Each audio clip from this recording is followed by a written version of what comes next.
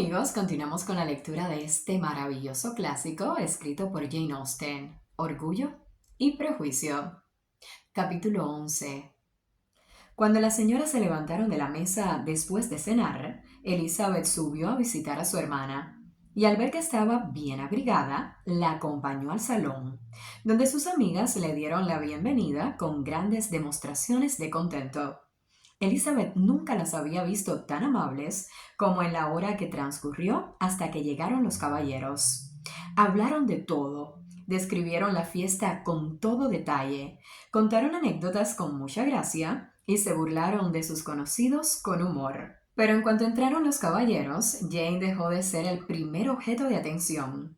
Los ojos de la señorita Bingley se volvieron instantáneamente hacia Darcy, y no había dado 4 pasos cuando ya tenía algo que decirle. Él se dirigió directamente a la señorita Bennet y la felicitó cortésmente. También el señor Hurst le hizo una ligera inclinación de cabeza, diciéndole que se alegraba mucho. Pero la efusión y el calor quedaron reservados para el saludo de Bingley, que estaba muy contento y lleno de atenciones para con ella. La primera media hora se la pasó avivando el fuego para que Jane no notase el cambio de su habitación a la otra, y le rogó que se pusiera al lado de la chimenea, lo más lejos posible de la puerta. Luego se sentó junto a ella y ya casi no habló con nadie más. Elizabeth, enfrente, con su labor, contemplaba la escena con satisfacción. Cuando terminaron de tomar el té, el señor Hurst recordó a su cuñada la mesa de juego, pero fue en vano. Ella intuía que a Darcy no le apetecía jugar, y el señor Hurst vio su petición rechazada inmediatamente. Le aseguró que nadie tenía ganas de jugar. El silencio que siguió a su afirmación pareció corroborarla. Por lo tanto, al señor Hurst no le quedaba otra cosa que hacer que tumbarse en un sofá y dormir. Darcy cogió un libro, la señorita Bingley cogió otro, y la señora Hurst, ocupada principalmente en jugar con sus pulseras y sortijas, se unía de vez en cuando a la conversación de su hermano con la señorita Bennet. La señorita Bingley prestaba más atención a la lectura de Darcy que a la suya propia. No paraba de hacerle preguntas o mirar la página que él tenía delante. Sin embargo, no consiguió sacarle ninguna conversación. Se limitaba a contestar y seguía leyendo. Finalmente, angustiada con la idea de tener que entretenerse con su libro, que había elegido solamente porque era el segundo tomo del que leía Darcy, bostezó largamente y exclamó: «Qué alegre es pasar una velada así. Bien mirado, creo que no hay nada tan divertido como leer. Cualquier otra cosa enseguida te cansa, pero un libro nunca.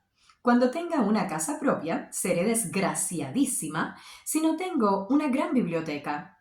Nadie dijo nada.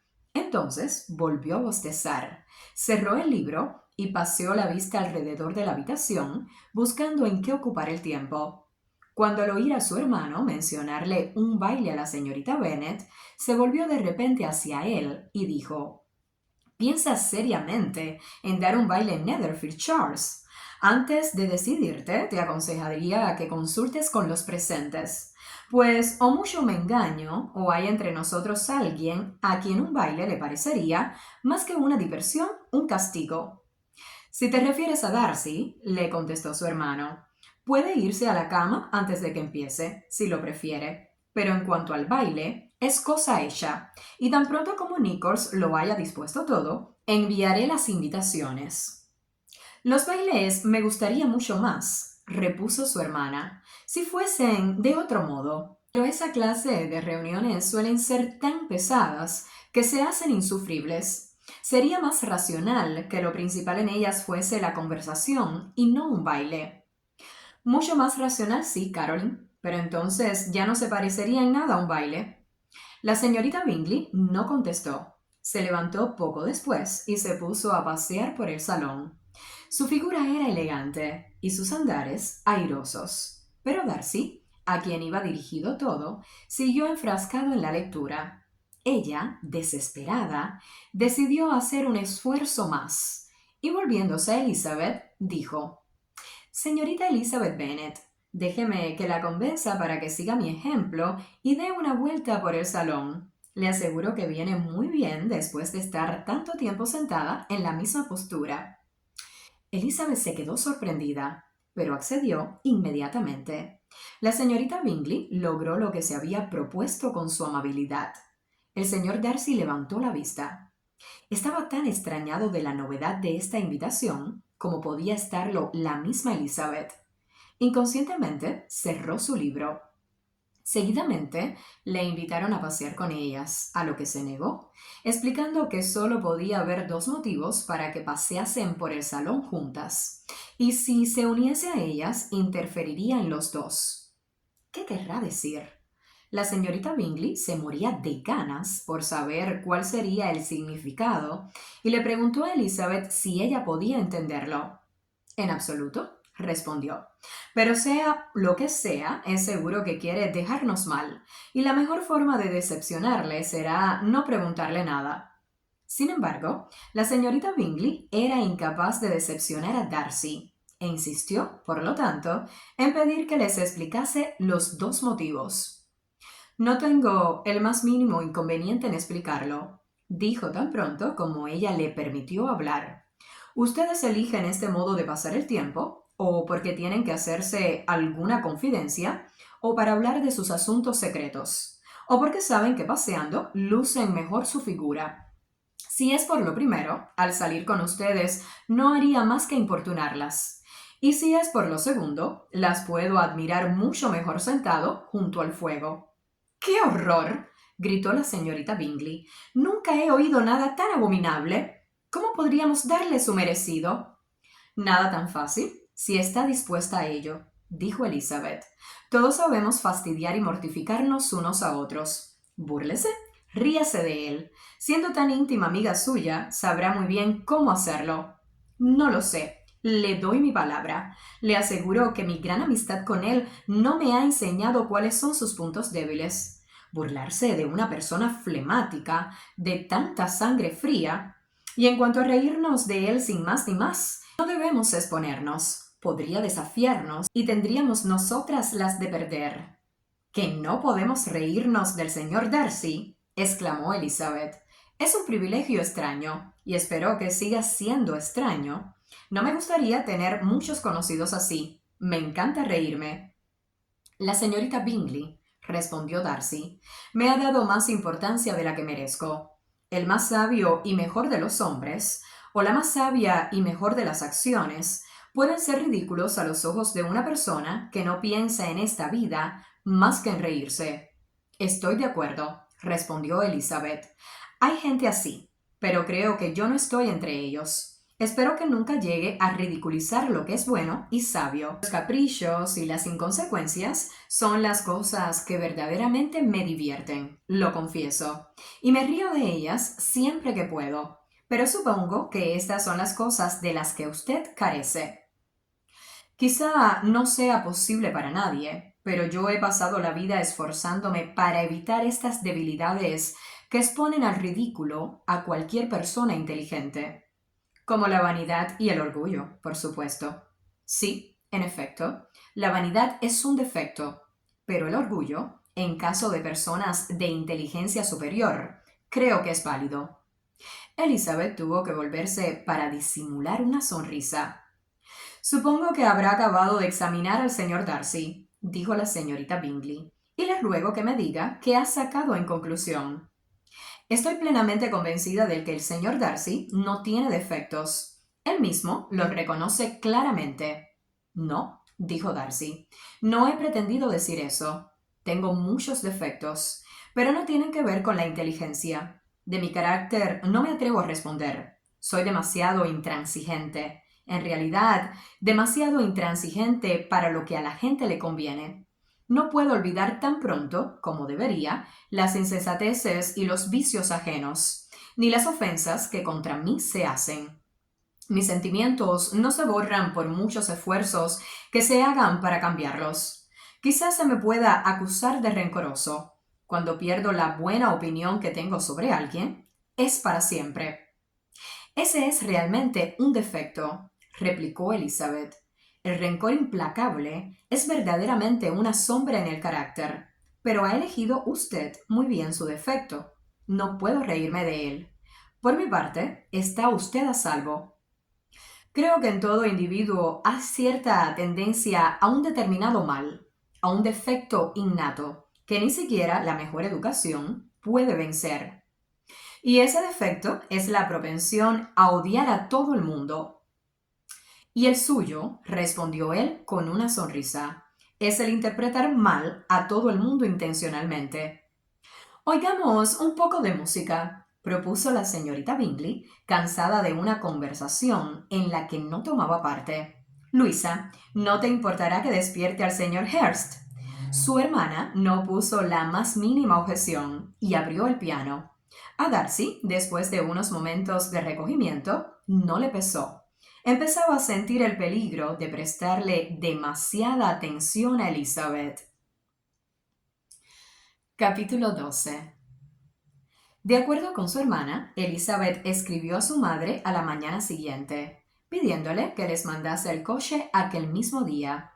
Pero la señora Bennet había calculado que sus hijas estarían en Netherfield hasta el martes, en que haría una semana justa que Jane había llegado allí, y no estaba dispuesta a que regresara antes de la fecha citada.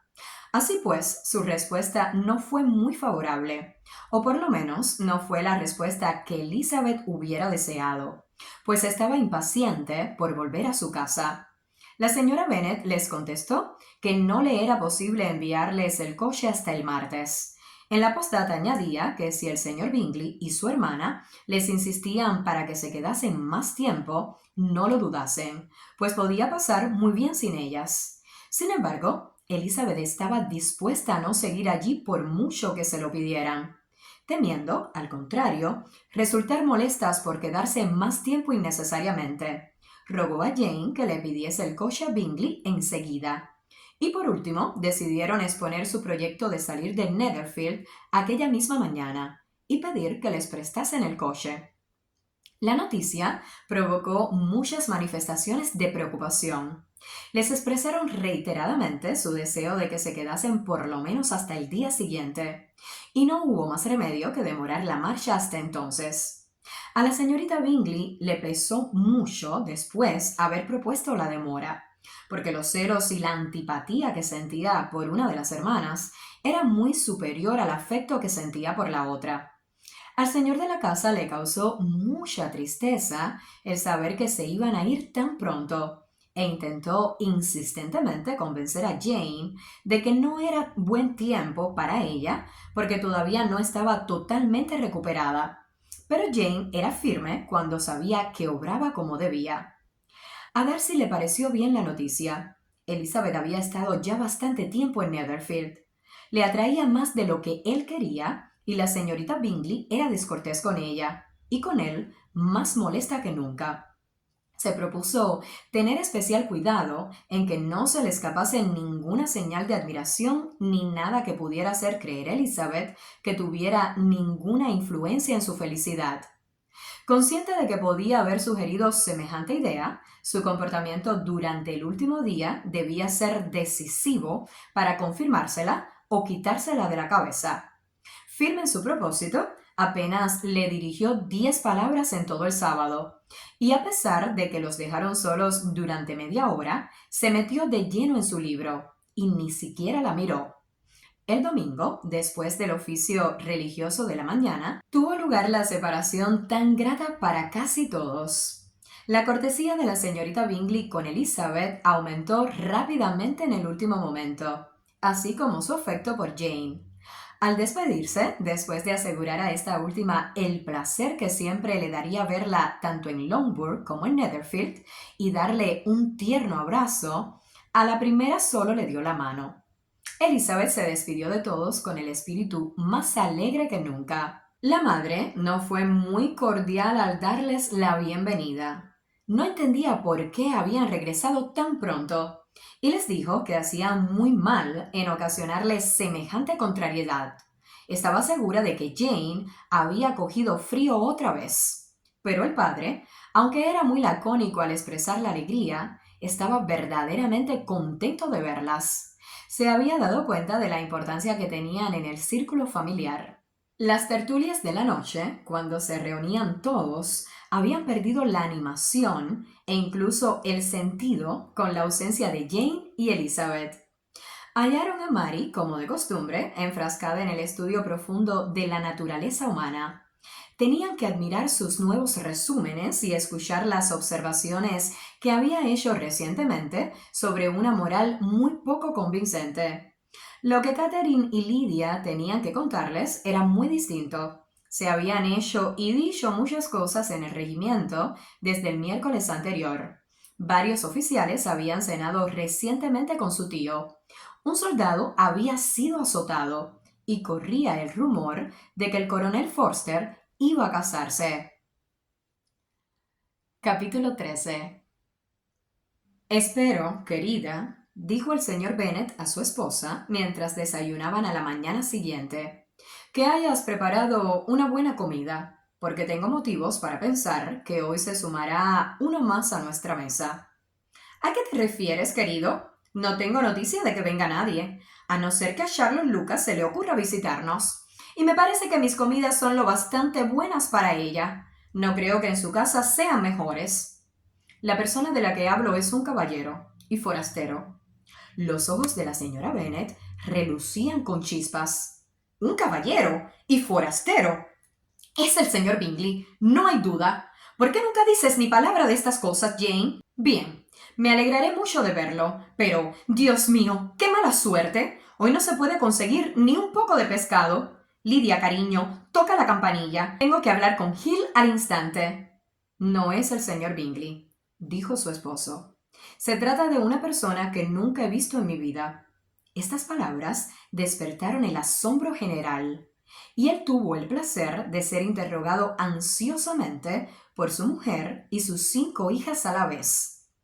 Después de divertirse un rato, excitando su curiosidad, les explicó. Hace un mes recibí esta carta y la contesté hace unos 15 días, porque pensé que se trataba de un tema muy delicado y necesitaba tiempo para reflexionar. Es de mi primo, el señor Collins, el que, cuando yo me muera, puede echaros de esta casa en cuanto le apetezca. ¡Oh, querido! Se lamentó su esposa. No puedo soportar oír hablar del tema. No menciones a ese hombre tan odioso. Es lo peor que te puede pasar en el mundo. Que tus bienes no los puedan heredar tus hijas. De haber sido tú, hace mucho tiempo que yo habría hecho algo al respecto.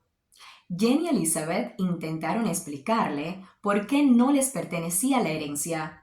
Lo habían intentado muchas veces, pero era un tema con el que su madre perdía totalmente la razón, y siguió quejándose amargamente de la crueldad que significaba desposeer de la herencia a una familia de 5 hijas en favor de un hombre a quien ninguno le importaba nada.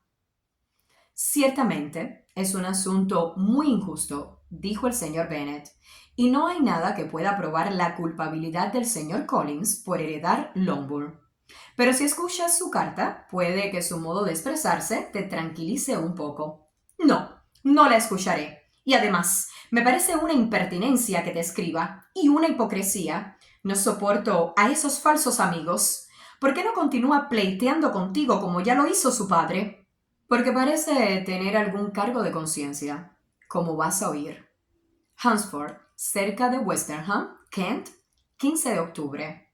Estimado señor, el desacuerdo subsistente entre usted y mi padre, recientemente fallecido, siempre me ha dado sentir cierta inquietud, y desde que tuve la desgracia de perderlo, he deseado zanjar el asunto, pero durante algún tiempo me retuvieron las dudas, temiendo ser irrespetuoso a su memoria, al ponerme en buenos términos con alguien con el que siempre estaba en discordia, tan poco tiempo después de su muerte. Pero ahora ya he tomado una decisión sobre el tema. Por haber sido ordenado en Pascua, ya que he tenido la suerte de ser distinguido con el patronato de la muy honorable Lady Catherine de Bourgh, viuda de Sir Lewis de Bourgh, cuya generosidad y beneficencia me ha elegido a mí para hacer cargo de la estimada rectoría de su parroquia, donde mi más firme propósito será servir a su señoría con gratitud y respeto, y estar siempre dispuesto a celebrar los ritos y ceremonias instituidos por la Iglesia de Inglaterra. Por otra parte, como sacerdote, creo que es mi deber promover y establecer la bendición de la paz en todas las familias a las que alcance mi influencia. Y basándome en esto, espero que mi presente propósito de buena voluntad sea acogido de buen grado, y que la circunstancia de que sea yo el heredero de Longbourn sea olvidada por su parte y no le lleve a rechazar la rama de olivo que le ofrezco. No puedo sino estar preocupado por perjudicar a sus agradables hijas, y suplico que se me disculpe por ello. También quiero dar fe de mi buena disposición para hacer todas las enmiendas posibles de ahora en adelante. Si no se opone a recibirme en su casa, espero tener la satisfacción de visitarle a usted y a su familia el lunes 18 de noviembre a las 4. Y puede que abuse de su hospitalidad hasta el sábado siguiente, cosa que puedo hacer sin ningún inconveniente, puesto que Lady Catherine de Bourgh no tendrá objeción y ni siquiera desaprobaría que estuviese ausente fortuitamente el domingo, siempre que hubiese algún otro sacerdote dispuesto para cumplir con las obligaciones de ese día. Le envío afectuosos saludos para su esposa e hijas. Su amigo, que le desea todo bien, William Collins. Por lo tanto, a las 4 es posible que aparezca este caballero conciliador, dijo el señor Bennet mientras doblaba la carta. Parece ser un joven educado y atento. No dudo de que su amistad no será valiosa, especialmente si Lady Catherine es tan indulgente como para dejarlo venir a visitarnos. Ya ves, parece que tiene sentido eso que dice sobre nuestras hijas. Si está dispuesto a enmendarse, no seré yo la que lo desanime. Aunque es difícil, observó Jane, adivinar qué entiende él por esa reparación que cree que nos merecemos. Debemos dar crédito a sus deseos. A Elizabeth le impresionó mucho aquella extraordinaria deferencia hacia Lady Catherine y aquella sana intención de bautizar, casar y enterrar a sus feligreses siempre que fuese preciso. Debe ser un poco raro, dijo. No puedo imaginármelo. Su estilo es algo pomposo. ¿Y qué querrá decir con eso de disculparse por ser el heredero de Longbourn? Supongo que no trataría de evitarlo, si pudiese. Papá, ¿será un hombre astuto? No, querida, no lo creo. Tengo grandes esperanzas de que sea lo contrario. Hay en su carta una mezcla de servilismo y presunción que lo afirma. Estoy impaciente por verle. En cuanto a la redacción, dijo Mary, su carta no parece tener defectos. Eso de la rama de olivo no es muy original, pero así y todo se expresa bien. A Catherine y a Lydia ni la carta ni su autor les interesaban lo más mínimo. Era prácticamente imposible que su primo se presentase con casaca escarlata, y hacía ya unas cuantas semanas que no sentían agrado por ningún hombre vestido de otro color. En lo que a la madre respecta, la carta del señor Collins había extinguido su rencor y estaba preparada para recibirle con tal moderación que dejaría perplejos a su marido y a sus hijas. El señor Collins llegó puntualmente a la hora anunciada y fue acogido con gran cortesía por la familia. El señor Bennet habló poco, pero las señoras estaban muy dispuestas a hablar, y el señor Collins no parecía necesitar que le animasen ni ser aficionado al silencio. Era un hombre de 25 años de edad, alto, de mirada profunda, con un aire grave y estático y modales ceremoniosos. A poco de haberse sentado, felicitó a la señora Bennet por tener unas hijas tan hermosas. Dijo que había oído hablar mucho de su belleza, pero que la fama se había quedado corta en comparación con la realidad, y añadió que no dudaba que a todas las vería casadas a su debido momento. La galantería no fue muy del agrado de todas las oyentes, pero la señora Bennet, que no se andaba con cumplidos, contestó enseguida: «Es usted muy amable, y deseo de todo corazón que sea como usted dice. pues de otro modo quedarían las pobres bastante desamparadas en vista de la extraña manera en que están dispuestas las cosas. Alude usted quizá a la herencia de esta propiedad. Ah, en efecto, señor, no me negará usted que es una cosa muy penosa para mis hijas. No le culpo. Ya sabe que en este mundo estas cosas son solo cuestión de suerte. Nadie tiene noción de qué va a pasar con las propiedades una vez que tienen que ser heredadas. Siento mucho el infortunio de sus lindas hijas, pero voy a ser cauto. No quiero adelantarme y parecer precipitado. Lo que sí puedo asegurar a estas jóvenes es que he venido dispuesto a admirarlas. De momento, no diré más, pero quizá, cuando nos conozcamos mejor. Le interrumpieron para invitarle a pasar al comedor, y las muchachas se sonrieron entre sí. No solo ellas fueron objeto de admiración del señor Collins. Examinó y elogió el vestíbulo, el comedor y todo el mobiliario. Y las ponderaciones que de todo hacía habrían llegado al corazón de la señora Bennet si no fuese porque se mortificaba pensando que Collins veía todo aquello como su futura propiedad. También elogió la cena y suplicó se le dijera a cuál de sus hermosas primas correspondía el mérito de haberla preparado. Pero aquí la señora Bennet le atajó sin miramiento, diciéndole que sus medios le permitían tener una buena cocinera y que sus hijas no tenían nada que hacer en la cocina. Él se disculpó por haberla molestado y ella, en tono muy suave, le dijo que no estaba nada ofendida. Pero Collins continuó excusándose casi durante un cuarto de hora.